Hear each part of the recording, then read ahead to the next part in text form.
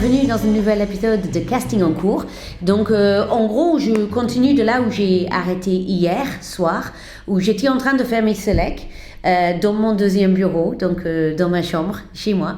Et là, je suis venue au bureau, j'ai commencé à regarder les selects dès 8h du matin chez moi. Je me suis habillée, je suis venue au bureau et du coup, j'ai continué. Et ça fait maintenant, je ne sais pas pourquoi je suis en train de regarder l'écran comme si ça va me donner de l'inspiration. Bah si, en fait, parce que ça fait maintenant une journée entière que je regarde des vidéos de présentation et je me suis dit que ça pourrait être utile de vous faire un petit retour sur ce que j'ai vu sans évidemment donner des exemples concrets ou de faire allusion aux gens que j'ai vus, mais de vous faire un retour de Directed Casting qui regarde des dizaines, des centaines de vidéos dans une journée et qu'est-ce que ça fait, qu'est-ce qu'on voit, qu'est-ce qu'on a besoin de voir en tant que directeur de casting dans une vidéo de présentation, qu'est-ce qu'on cherche quand on regarde ça et qu'est-ce que ça fait quand vous faites un effet spécial pour essayer de sortir du lot. Alors c'est quelque chose, pardon, je bois un petit verre d'eau, c'est quelque chose que j'ai toujours conseillé de ne pas faire, c'est d'essayer de sortir du lot. Parce qu'on est dans un système où on a besoin, en tant que directeur de casting, d'être rassuré que vous êtes professionnel avant tout.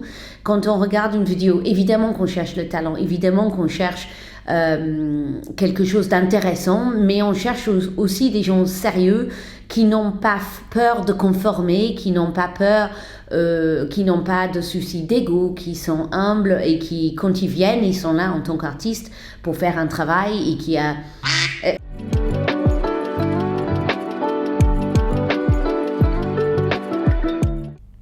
Cheers. Voilà, bon, j'ai été interrompue, pardon, c'est pour une question personnelle.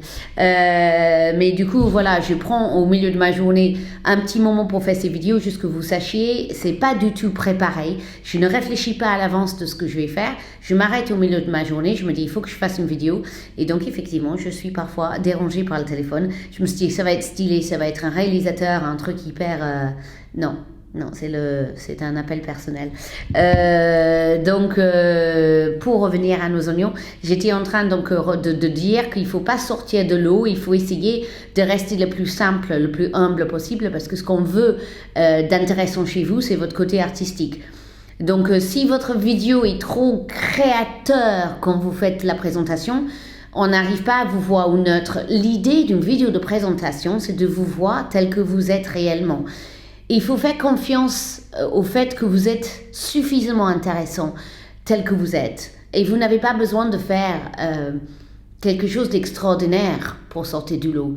Vous avez une présence, vous avez quelque chose que vous dégagez, vous avez une base de travail qui est votre physique, qui est votre présence devant l'écran, c'est votre voix, c'est votre expérience, c'est votre assurance peut-être devant la caméra, ou même une certaine timidité. Ça peut être très joli, quelqu'un qui est un peu timide devant la caméra. Vous n'avez pas forcément besoin d'être sûr et regarder la caméra comme ça. On a certaines personnes qui ont fait ça. Ça donne quelque chose de très étrange. Alors moi, comme ça fait quelques années maintenant, une bonne vingtaine d'années, ça fait plus qu'une vingtaine d'années que je regarde maintenant les vidéos de présentation, c'est vrai que j'ai l'habitude de ça. Et quelqu'un qui va regarder comme ça, c'est quelqu'un qui n'est pas sûr de lui. C'est quelqu'un qui a besoin de démontrer qu'il est sûr de lui parce qu'il veut cacher le fait qu'il n'est pas sûr de lui. C'est ça que ça fait, en tout cas, en termes de lecture, quand on regarde une vidéo présentation. Quelqu'un qui regarde comme ça, qui fait « Bonjour, moi, je m'appelle... Rachel Desmarais et je suis directrice de casting et ça fait des années que je suis directrice de casting, je fais des gros films, je tourne tout le temps, j'ai que des gros projets sur lesquels je travaille. Ça, je vous déconseille de faire ça.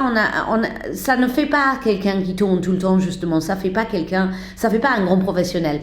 En général, les grands professionnels, en tout cas ceux dans mon expérience que j'ai pu rencontrer dans ma carrière, c'est des plus humbles et les plus normaux, entre guillemets. C'est des gens normaux parce qu'ils n'ont rien à prouver. Ils ont leur talent. C'est pas qu'ils sont sûrs d'eux, pas du tout. En général, les grands artistes ils se posent des questions en permanence. Ils savent pas s'ils sont bons ou pas bons. Ils s'arrêtent pas là, en tout cas. Ils travaillent. Et donc, ils sont pas là pour essayer de prouver quelque chose.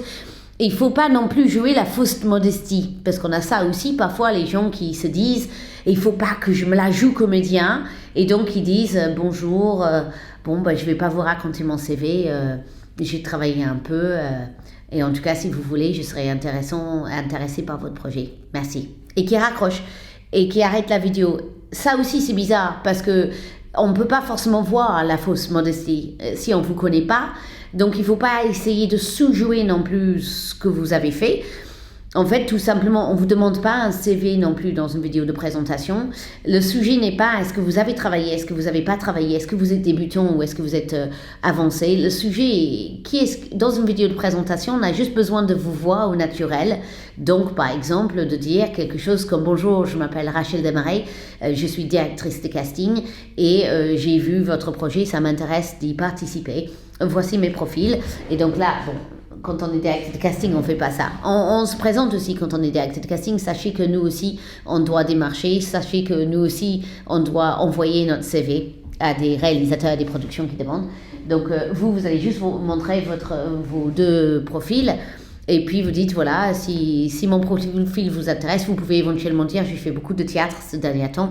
Et puis j'ai travaillé sur 2 séries cette année et j'ai été formée par telle école.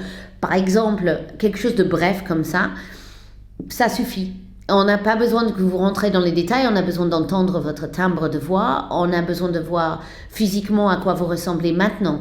Et c'est pour ça que souvent je demande des vidéos de présentation régulières et à jour, parce que même les comédiens que je connais depuis des années, depuis 1 an, peut-être qu'il a rasé la tête, peut-être qu'il a plus de barbe, peut-être qu'il a complètement changé de physique, peut-être qu'il y a quelque chose dans son regard maintenant qui fait plus mûr qu'avant, qui correspond plus au rôle en question. Par exemple, là, il y avait quelqu'un, je me suis dit non, elle est trop jeune pour le rôle. Je ne l'ai pas vu depuis 1 an ou 2. Je regarde du coup sa vidéo de présentation pour confirmer ce que je pense. Et 1 an, non, il avait pris un peu de bagou, il avait une barbe, il avait une moustache. Il faisait beaucoup moins jeune qu'avant, mais dans un bon sens. Pas qu'il faisait vieux, mais il faisait plus mûr, plus autoritaire. Et du coup, il convenait au rôle. Bing, je l'ai mis dans le rôle.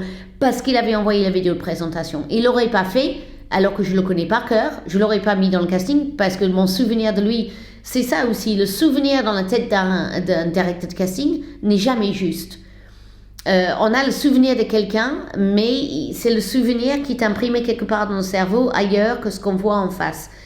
Donc, quand vous avez une vidéo de présentation, vous vous remettez devant la personne et là, tout d'un coup, vous vous reconfrontez à vos a priori que vous avez dans la tête qui finalement ne sont pas justes. Ou alors, ça les confirme, mais en tout cas, la vidéo de présentation, c'est intéressant de la voir dans tous les cas. Donc, on a besoin de vous voir au naturel.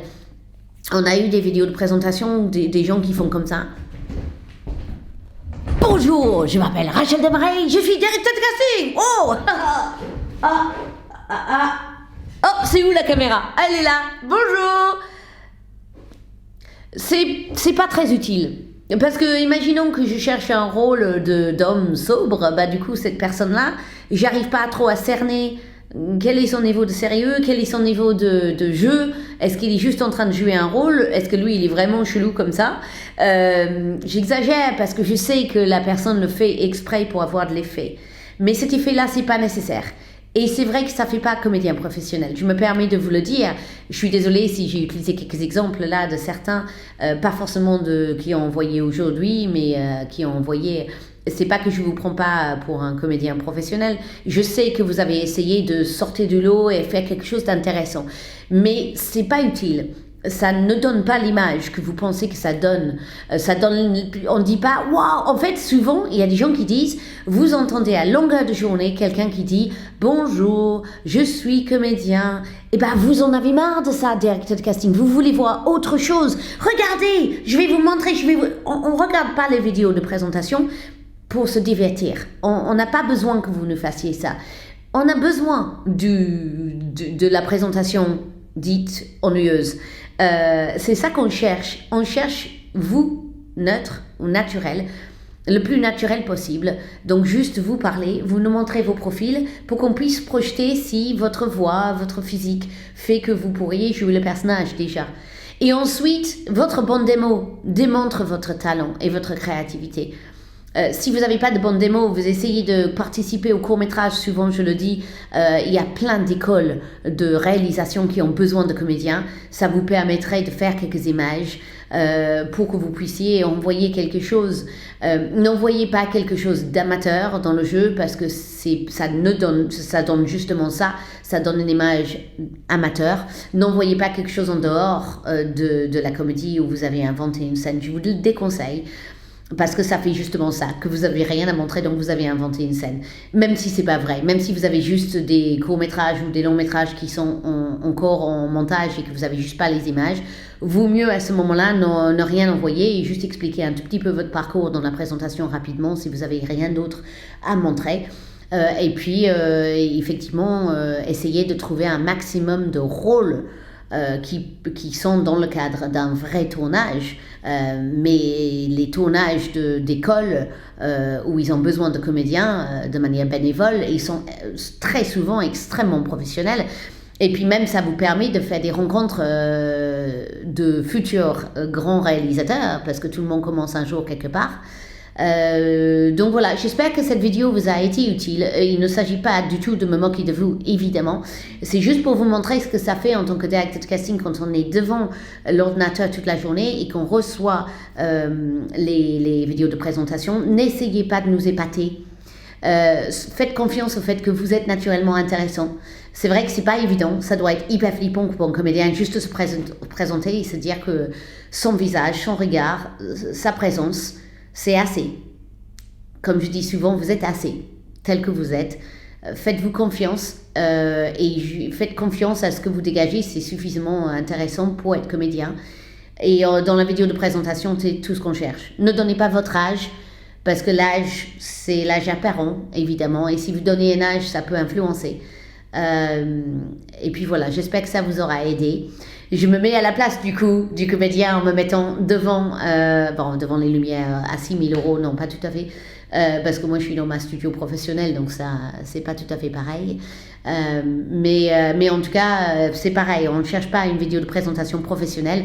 J'ai eu quelqu'un même qui s'est filmé là tout à l'heure, même plusieurs personnes qui se filmaient dans les toilettes parce qu'ils étaient au travail, dans un travail qui faisait alimentaire et qu'ils s'isolaient dans les toilettes. C'est le seul endroit qu'ils trouvaient pour faire une vidéo de présentation rapidement. Honnêtement, avec le fond blanc derrière, c'était parfait. Ils avaient très bien géré. S'ils n'auraient pas dit qu'ils étaient dans les toilettes, je ne l'aurais pas su. En tout cas, ce n'était pas gênant parce que j'avais juste besoin de les voir et les constater pour savoir s'ils correspondaient au rôle. On sait en tant que professionnel, en tant que directeur de casting, que vous n'avez pas toujours les moyens du jour pour nous envoyer quelque chose de récent, on le sait.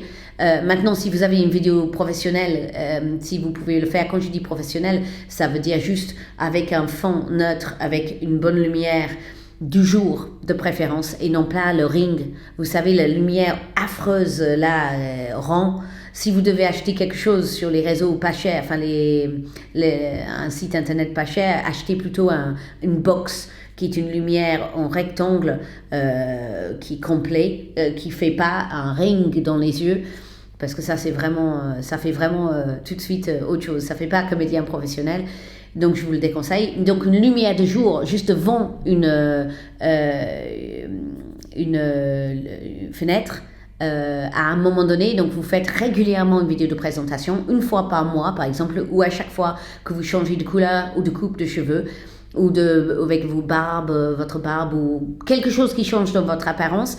Régulièrement, quand même, une fois par mois, vous faites une vidéo de présentation à un moment que vous pouvez et que vous le gardez en stock. Vous avez un petit lien vers la vidéo que vous pouvez envoyer au casting du jour et ne pas être obligé de faire une vidéo de présentation du jour, parce qu'évidemment, on demande une vidéo de présentation récente, c'est pas forcément le jour même. Parfois, on a besoin que vous dites des choses dans la vidéo de présentation, et là, évidemment, on a besoin que vous fassiez une vidéo du jour.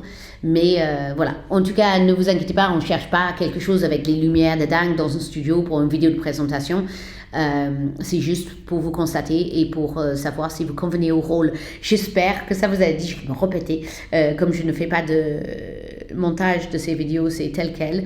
Je vais me remettre dans mes mails parce que j'ai pas terminé du tout l'organisation de casting, et je vous dis donc à demain pour une nouvelle vidéo de casting en cours. Bonne soirée.